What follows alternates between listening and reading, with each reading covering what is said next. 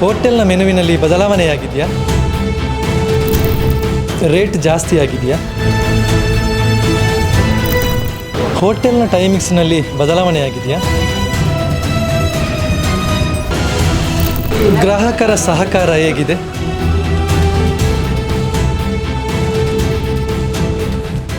Iran Israel ಯುದ್ಧ ಆರಂಭಗೊಂಡು ಇಂದಿಗೆ 27 ದಿನವಾಗಿದೆ. ಯುದ್ಧದಿಂದಾಗಿ ಭಾರತಕ್ಕೆ ಹಲವು ವಿಷಯಗಳಲ್ಲಿ ಎಫೆಕ್ಟ್ ಆಗಿದೆ. ಆದರೆ ದೊಡ್ಡ ಎಫೆಕ್ಟ್ ಅಂದರೆ ಅದು ಗ್ಯಾಸ್ ಪೂರೈಕೆ. ಅಡುಗೆ ಅನಿಲದ ಪೂರೈಕೆ ಇಲ್ಲದೆ ಅದೆಷ್ಟೋ ಹೋಟೆಲ್ನಲ್ಲಿ ಸಂಕಷ್ಟ ಎದುರಾಗಿದೆ. ನಮ್ಮ ಪುತ್ತೂರಿನ ಹೋಟೆಲ್ನಲ್ಲಿ ಅಡುಗೆ ಅನಿಲದ ಅಭಾವ ಇದೆಯಾ? ಹೇಗೆ ಈ ಸಮಸ್ಯೆಯನ್ನು ನಿಭಾಯಿಸ್ತಾ ಇದ್ದಾರೆ? ಕಂಪ್ಲೀಟ್ ಡೀಟೇಲ್ಸ್ ಕೊಡ್ತೇವೆ. ನಾನು ಅಶ್ವಥ್ ಹಾಗೂ ಕ್ಯಾಮರಾಮ್ಯಾನ್ ಕಾರ್ತಿಕ್. ಬನ್ನಿ ಹೋಗೋಣ.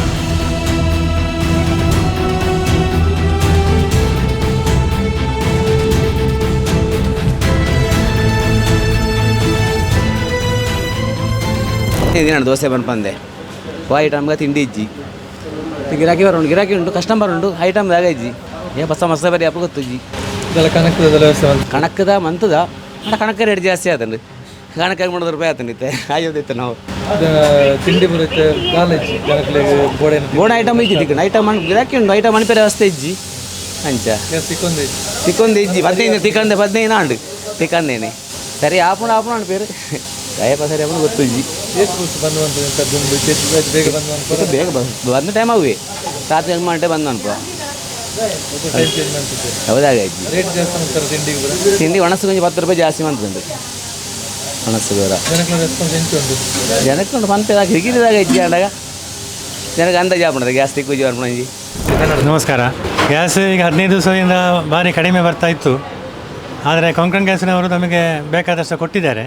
ಮತ್ತು ಸ್ವಲ್ಪ ಕಟ್ಟಿಗೆ ಎಲ್ಲ ಯೂಸ್ ಮಾಡಿ ಅರ್ಧದಲ್ಲಿ ಮಾಡಿ ಸ್ವಲ್ಪ ಅಡ್ಜಸ್ಟ್ಮೆಂಟಲ್ಲಿ ಹೋಗ್ತಾ ಉಂಟು.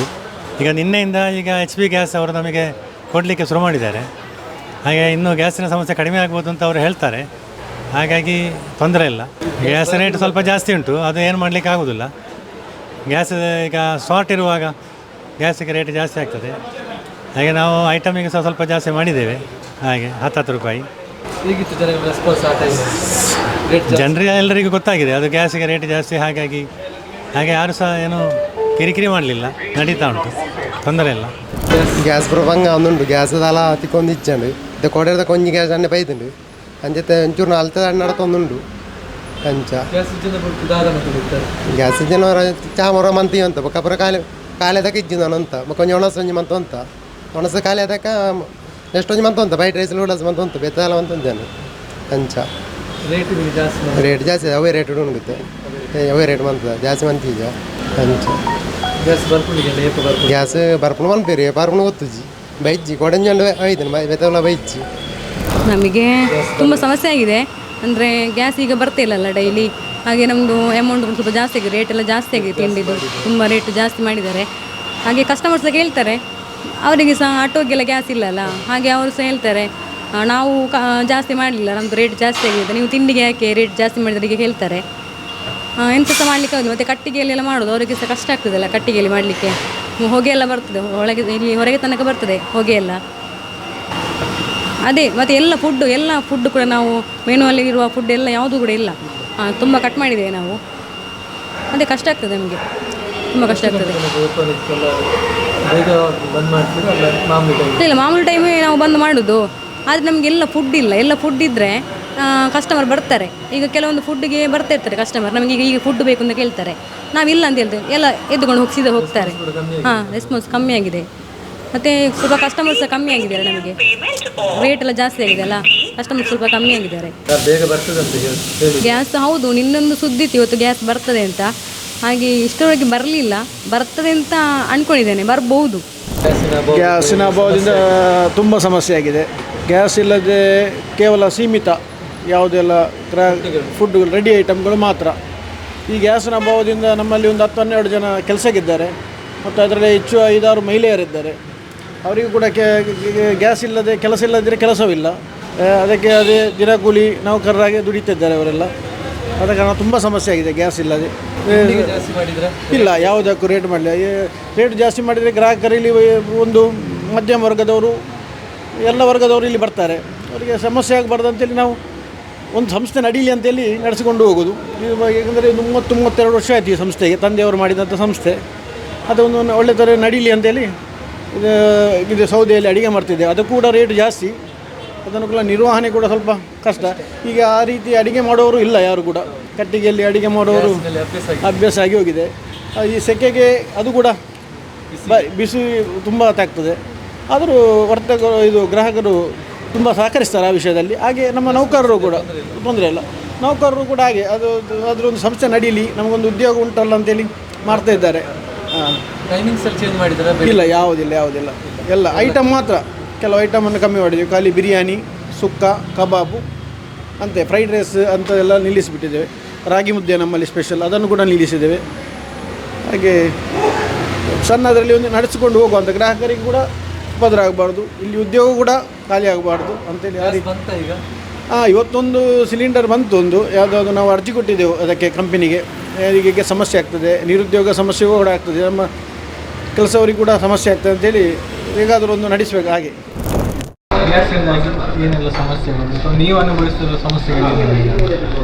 ಗ್ಯಾಸ್ ಸಪ್ಲೈ ಮೊನ್ನೆಯಿಂದ ನಿಂತಿದೆ. ಈಗ ನಿನ್ನೆಯಿಂದ ಪೂರ್ತಿ ನಿಂತೋಗಿದೆ. ಮೊನ್ನೆವರೆಗೆ ಗ್ಯಾಸ್ ಬರ್ತಾಯಿತ್ತು, ಒಂದು ಸರ್ತಿ ಬರ್ತದೆ ಒಂದು ಸರ್ತಿ ಇಲ್ಲ ಅಂತ ಹೇಳಿದ ಗೊಂದಲ. ಇನ್ನು ಯಾವಾಗ ರೀಸ್ಟಾರ್ಟ್ ಆಗ್ತದೆ ಮತ್ತು ಯಾವಾಗ ಈ ಸಪ್ಲೈ ಸರಿ ಆಗ್ತದೆ ಅಂತ ಹೇಳಿದ ಗೊಂದಲ. ಒಂದು ನಮಗೆ ಯಾವುದನ್ನು ಕೂಡ ಒಂದು ಪ್ಲ್ಯಾನ್ ಮಾಡಿಕೊಂಡು, ನಮ್ಮ ರೆಗ್ಯುಲರ್ ರುಟೀನ್ ಏನಿದೆ ಅದು ಯಾವುದು ಕೂಡ ಪ್ಲ್ಯಾನ್ ಮಾಡಿಕೊಂಡು ಹೋಗಲಿಕ್ಕೆ ಇಲ್ಲ. ನಾಳೆ ಓಪನ್ ಮಾಡಬೇಕೋ ಬೇಡೋ ಅಂತ ಹೇಳಿದ್ದೇ ಗೊತ್ತಾಗ್ತಾ ಇಲ್ಲ. ಯಾವುದನ್ನು ಕೂಡ ಪ್ಲ್ಯಾನ್ ಪ್ರಕಾರ ನಮ್ಮದು ನಡೀತಾ ಇಲ್ಲ. ಒಂದು ಇನ್ನೊಂದು ದುಬಾರಿ ಬೆಲೆ. ಈಗ ಬರುವಂಥ ಗ್ಯಾಸು ತುಂಬ ಎಕ್ಸ್ಪೆನ್ಸಿವ್. ಆ ಗ್ಯಾಸ್ ಆ ರೇಟಿನಲ್ಲಿ ನಮಗೆ ಇಂಡಸ್ಟ್ರಿಯನ್ನು ನಡೆಸ್ಕೊಂಡು ಹೋಗೋದು ತುಂಬ ಕಷ್ಟ. ಸುಮ್ಮನೆ ಈಗ ನಮ್ಮ ನಿತ್ಯದ ಕಸ್ಟಮರ್ಸ್ ಏನಿದ್ದಾರೆ ಅವರಿಗೆ ತೊಂದರೆ ಆಗಬಾರ್ದು ಅಂತ ಹೇಳಿದ ಒಂದು ಕಾರಣಕ್ಕೋಸ್ಕರ ಮಾತ್ರ ಈಗ ನಾವು ನಡೆಸ್ತಾ ಇರುವಂಥದ್ದು. ಇದರಿಂದ ತುಂಬ ತೊಂದರೆ. ನಮ್ಮ ನಿತ್ಯ ನಾವು ಯಾವಾಗಲೂ ಕೊಡುವಂಥ ಫುಡ್ ಯಾವಾಗಲೂ ಕೊಡ್ತಾ ಇರುವಂಥ ರೀತಿಯಲ್ಲಿ ನಮಗೆ ಕೊಡಲಿಕ್ಕಾಗೋದಿಲ್ಲ. ಅದೊಂದು ದೊಡ್ಡ ಸಮಸ್ಯೆ. ಈಗ ಅದಕ್ಕಿಂತಲೂ ಮೇಯ್ನಾಗಿ ಅಂತ ಹೇಳಿದರೆ ಯಾವಾಗಿಂದ ಇದು ಸರಿಯಾಗ್ತದೆ ಅಂತ ಹೇಳಿದ ಒಂದು ಅಂದಾಜಿಲ್ಲ, ಪಿಕ್ಚರ್ ಇಲ್ಲ, ಹೇಗೆ ಏನಾಗ್ತಾ ಉಂಟು, ಯಾವುದೇ ಮಾಹಿತಿ ಇಲ್ಲ. ಮಾಹಿತಿಯ ಕೊರತೆಯೇ ದೊಡ್ಡ ಸಮಸ್ಯೆ ಅಂತ. ಅಂದರೆ ನಾಳೆಗೆ ಏನು ಮಾಡಬೇಕು ನಾವು ಅಂತ ಹೇಳಿದ್ದನ್ನು ನಮ್ಮಿಂದ ಯೋಚನೆ ಮಾಡಲಿಕ್ಕೆ ಆಗ್ತಾ ಇಲ್ಲ, ಪ್ಲ್ಯಾನ್ ಮಾಡಲಿಕ್ಕೆ ಆಗ್ತಾ ಇಲ್ಲ. ಅದೇ ದೊಡ್ಡ ಸಮಸ್ಯೆ. ಈಗ ಸಿಗ್ತಾ ಇರುವಂಥ ಸಿಲಿಂಡರ್ನಲ್ಲೇ ನಮ್ಮಿಂದ ಎಷ್ಟನ್ನು ಕೊಡಲಿಕ್ಕೆ ಆಗ್ತದೋ ಅಷ್ಟನ್ನು ಮಾಡ್ತಾ ಇದ್ದೇವೆ ಅಷ್ಟೇ. ಎಲ್ಲ ಫುಡ್ಗಳನ್ನು ಕೊಡಲಿಕ್ಕೆ ಆಗೋದಿಲ್ಲ. ಹೌದು. ಉದಾಹರಣೆಗೆ ಎಣ್ಣೆ ತಿಂಡಿಗಳು, ಅದನ್ನು ಎಷ್ಟು ಕಡಿಮೆ ಮಾಡಲಿಕ್ಕೆ ಆಗ್ತದೋ ಅಷ್ಟು ಕಡಿಮೆ ಮಾಡ್ಕೊಂಡಿದ್ದೇವೆ. ಮತ್ತು ಕೆಲವು ಫುಡ್ಗಳಿಗೆ ಟೈಮಿಂಗ್ ರೆಸ್ಟ್ರಿಕ್ಷನ್ಸ್ ಹಾಕ್ಕೊಂಡಿದ್ದೇವೆ. ಬೆಳಗಿಂದ ಸಂಜೆವರೆಗೆ ಸಿಗ್ತಾಯಿದ್ದ ಫುಡ್ಡನ್ನು ಕೆಲವುದನ್ನೆಲ್ಲ, ಉದಾಹರಣೆಗೆ ದೋಸೆ ನಮ್ಮಲ್ಲಿ ಬೆಳಗಿಂದ ರಾತ್ರಿವರೆಗೆ ಸಿಗ್ತಾಯಿತ್ತು. ಆ ಮಧ್ಯಾಹ್ನದ ಹೊತ್ತಿನಲ್ಲಿ ಅದನ್ನೆಲ್ಲ ನಿಲ್ಲಿಸಿದ್ದೇವೆ. ಯಾವುದು ನಮಗೆ ಗ್ಯಾಸ್ ಖರ್ಚು ಜಾಸ್ತಿ ಉಂಟು ಅದನ್ನೆಲ್ಲ ಸ್ವಲ್ಪ ಕಡಿಮೆ ಮಾಡಿಕೊಂಡು ಆದಷ್ಟು ಜಾಸ್ತಿ ಪ್ರಿಪೇರ್ ಮಾಡುವ ಹಾಗೆ ಪ್ಲ್ಯಾನ್ ಮಾಡ್ತಾ ಇದ್ದೇವೆ. ತುಂಬ ಎಫೆಕ್ಟ್ ಆಗಿದೆ. ಹೌದು, ಬೇರೆ ಇದಕ್ಕೆ ಇವತ್ತಿಂದ ನಾಳೆಗೆ ಯಾವುದೇ ಆಲ್ಟರ್ನೇಟಿವ್ ವ್ಯವಸ್ಥೆಗಳನ್ನು ಮಾಡಿಕೊಳ್ಳಿಕ್ಕೆ ಆಗೋದಿಲ್ಲ. ಏನೋ ಆಲ್ಟರ್ನೇಟಿವ್ ವ್ಯವಸ್ಥೆಗಳು ಕೈಗೆ ಸಿಗುವ ಹಾಗಿಲ್ಲ ಯಾವುದು ಕೂಡ. ಅದು ಇನ್ನೊಂದು ಸಮಸ್ಯೆ ಅಷ್ಟೇ. ಹೌದು, ಬಂದ್ ಮಾಡಬಾರ್ದು ಅಂತ ಹೇಳೋದು ಒಂದೇ ಕಾರಣಕ್ಕೋಸ್ಕರ ಈಗ ನಡೆಸ್ತಾ ಇರುವಂಥದ್ದು. ಈ ಗ್ಯಾಸ್ನ ರೇಟ್ನಲ್ಲಿ, ಈಗಿನ ಮೆನುವಿನ ರೇಟ್ನಲ್ಲಿ ಕೊಡೋದು ತುಂಬ ಕಷ್ಟ. ಆದರೆ ನಮ್ಮ ನಿತ್ಯದ ಗ್ರಾಹಕರಿಗೆಲ್ಲ ಸಮಸ್ಯೆ ಆಗಬಾರ್ದು. ಮತ್ತು ಇದು ಒಂದು ತಾತ್ಕಾಲಿಕವಾದಂಥ ಹಿನ್ನಡೆ.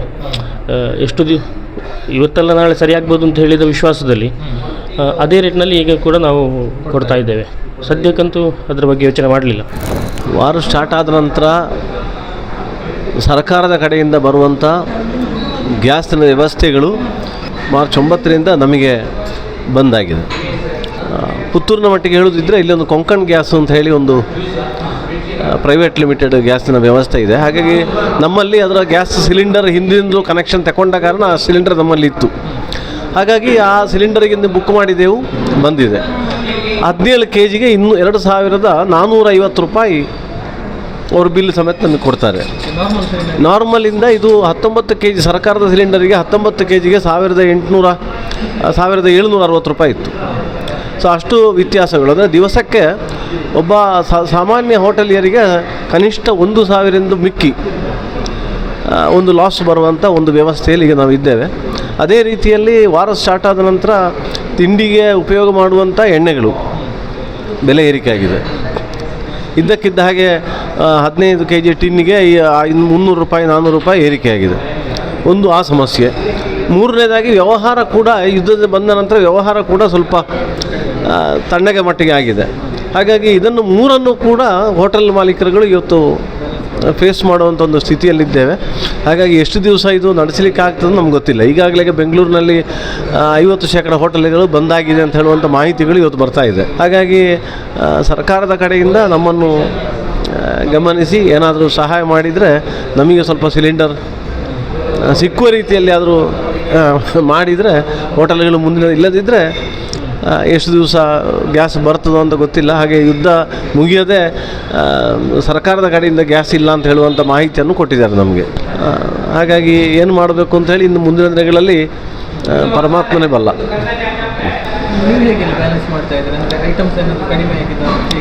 ವ್ಯವಹಾರ ಇಲ್ಲ, ಹಾಗಾಗಿ ಪಕ್ಕನೇ ರೇಟ್ ಜಾಸ್ತಿ ಮಾಡಲಿಕ್ಕೆ ಆಗೋದಿಲ್ಲ. ಆದರೆ ಒಂದು ಬ್ಯಾಲೆನ್ಸಿಂಗ್, ಯಾಕೆಂತ ಹೇಳಿದರೆ ತಿಂಡಿ ತಿನಿಸುಗಳನ್ನು ಮಾಡಿ ಇಡುವಂಥದ್ದು, ಯಾವುದು ಕಮ್ಮಿ ಗ್ಯಾಸ್ನಲ್ಲಿ ಖರ್ಚಲ್ಲಿ ಮಾಡಲಿಕ್ಕಾಗ್ತದೆ, ಆ ರೀತಿಯ ಒಂದು ವ್ಯವಸ್ಥೆಗಳಿಗೆ ನಾವು ಸ್ವಲ್ಪ ಹೋಗ್ತಾ ಇದ್ದೇವೆ.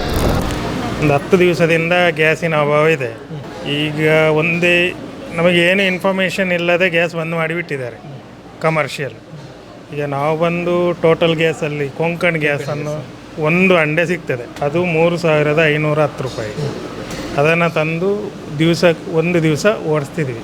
ನಮ್ಮ ಹೋಟ್ಲಲ್ಲಿ ಬಂದು ಚಾಯ್ ಕಾಫಿ ಎಲ್ಲ ಬಂದಿದೆ, ಸ್ನ್ಯಾಕ್ಸ್ ಎಲ್ಲ ಬಂದಿದೆ, ದೋಸೆ ಐಟಮ್ ಎಲ್ಲ ಬಂದಿದೆ. ಬರೀ ಊಟ ಮತ್ತು ಬಿರಿಯಾನಿ ಎಲ್ಲ ಕೊಡ್ತಾಯಿದ್ದೀವಿ.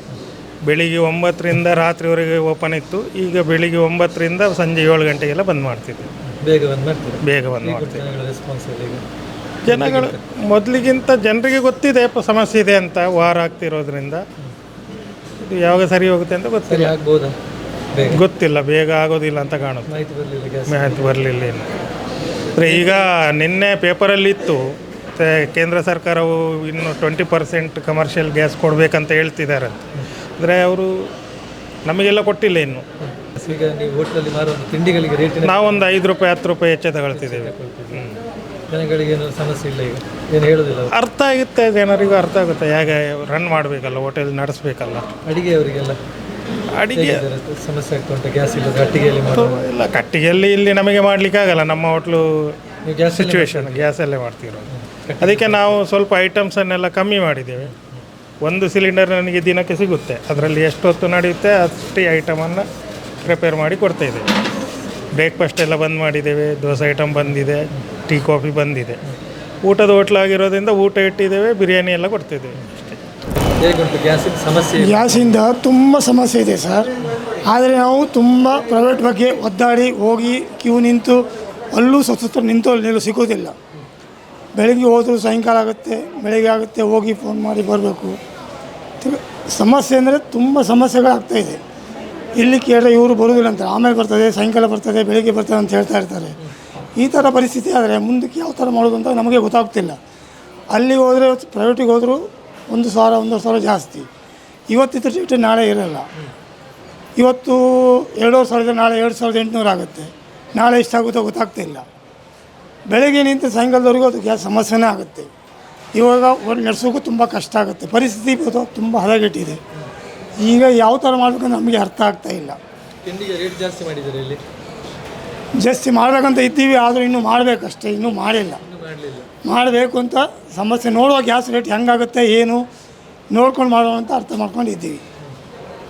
ಮಾಡಲಿಲ್ಲ ಅಂದರೆ ನಮ್ಮದು ಇದು ಮಾಡೋಕ್ಕಾಗಲ್ಲ, ಅಷ್ಟು ಒತ್ತಡದಲ್ಲಿ ನಿಂತಿದ್ದೀವಿ. ಕಟ್ಟಿಗೆಯಲ್ಲಿ ಸಿಗುವುದಿಲ್ಲ ನಮಗೆ, ಕಟ್ಟಿಗೆ ಸಿಗುವುದಿಲ್ಲ, ಗ್ಯಾಸ್ ಸಿಗುವುದಿಲ್ಲ, ಯಾವುದೂ ಇಲ್ಲ.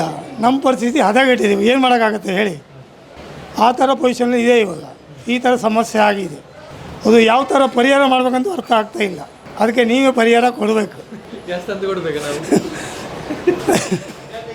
ಗ್ಯಾಸಿನ ಸಮಸ್ಯೆಯಿಂದಾಗಿ ನಾವು ಕಟ್ಟಿಗೆಯಲ್ಲಿ ಈಗ ಅಡುಗೆ ಮಾಡ್ತಿದ್ದೇವೆ.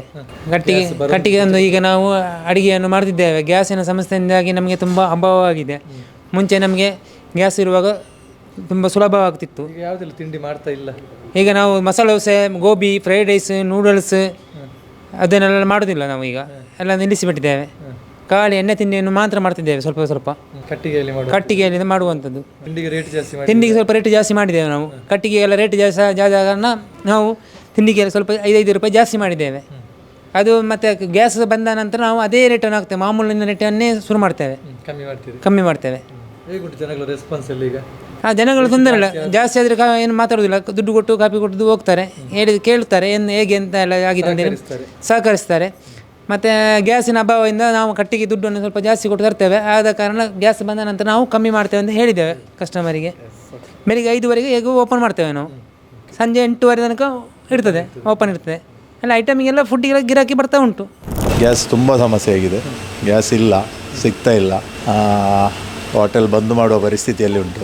ಇನ್ನು ಸಿಕ್ಕಿದರೆ ಮುಂದುವರಿಸಿಕೊಂಡು ಹೋಗ್ಬೋದು, ಸಿಕ್ಕದಿದ್ದರೆ ಕಟ್ಟಿಗೆ ಈ ತನಕ ಯೂಸ್ ಮಾಡಲಿಲ್ಲ, ಇನ್ನು ಮುಂದೆ ಅದನ್ನು ಯೂಸ್ ಮಾಡುವ ಪರಿಸ್ಥಿತಿ ಬರ್ಬೋದು. ತಿಂಡಿ ರೇಟ್ ಎಲ್ಲ ಜಾಸ್ತಿ ಮಾಡಿದ್ದೀರಾ? ಇಲ್ಲ, ಯಾವುದು ಜಾಸ್ತಿ ಮಾಡಿಲ್ಲ. ಈಗ ಗ್ರಾಹಕರಿಗೆ ಕಷ್ಟ ಆಗ್ತದೆ ಅಂತೇಳಿ ಯಾವುದು ಮಾಡಲಿಲ್ಲ, ಇನ್ನು ಮುಂದೆ ಮಾಡಬೇಕಾದ ಪರಿಸ್ಥಿತಿ ಇದೆ. ತಿಂಡಿ ತುಂಬ ಆಫಲ್ಲಿ ಉಂಟು, ಬ್ರೂಸ್ಟೆಡ್ ಆಫಲ್ಲಿದೆ, ಗ್ಯಾಸ್ ರನ್ನಿಂಗಲ್ಲಿರೋ ಪರೋಟ ಆಫಲ್ಲಿದೆ, ಎಲ್ಲ ಅರ್ಧಕ್ಕೆ ಒಂದು 60% ಐಟಮ್ ಆಫಲ್ಲಿದೆ, 40% ಐಟಮ್ ಮಾತ್ರ ಕೊಡ್ತಾ ಇದ್ದಾರೆ.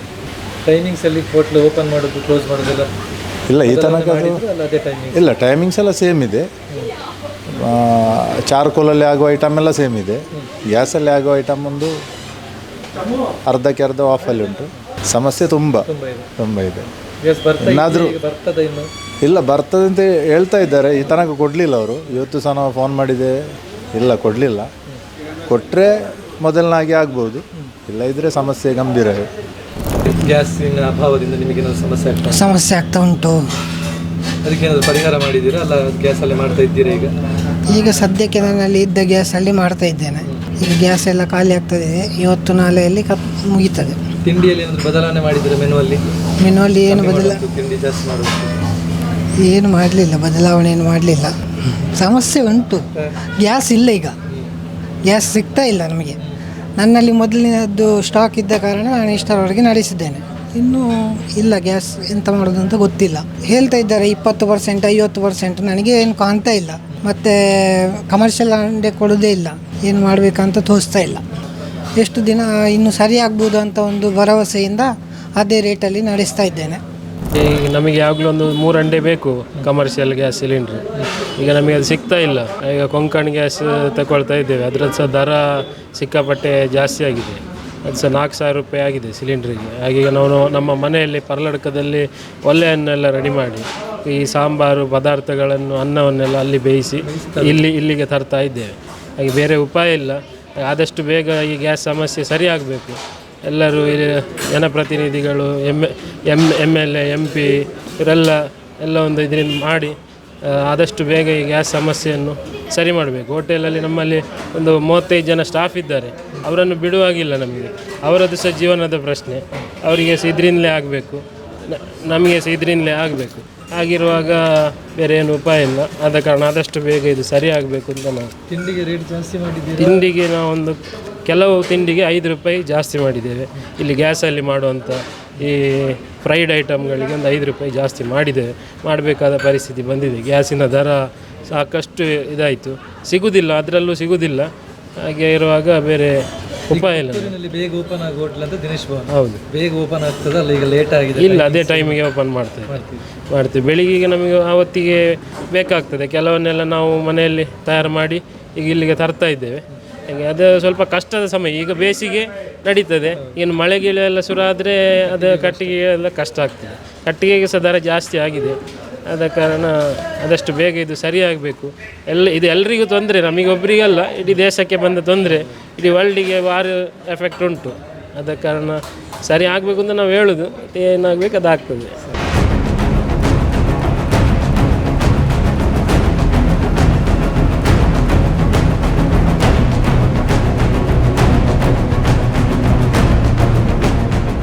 ಗ್ಯಾಸ್ ಪೂರೈಕೆ ಇಲ್ಲದೆ ಕೆಲ ಹೋಟೆಲ್ ಕಟ್ಟಿಗೆ ಮೊರೆ ಹೋಗಿವೆ. ರೇಟ್ ಹೆಚ್ಚಳ ಕೂಡ ಮಾಡಿದ್ದಾರೆ.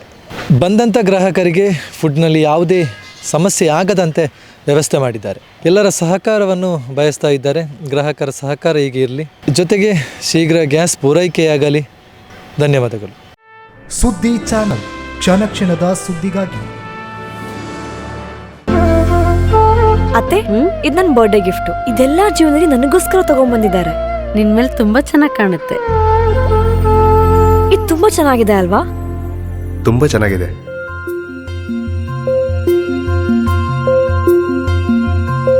It will look really good on you. ಅಮ್ಮ, mother is always son's first love.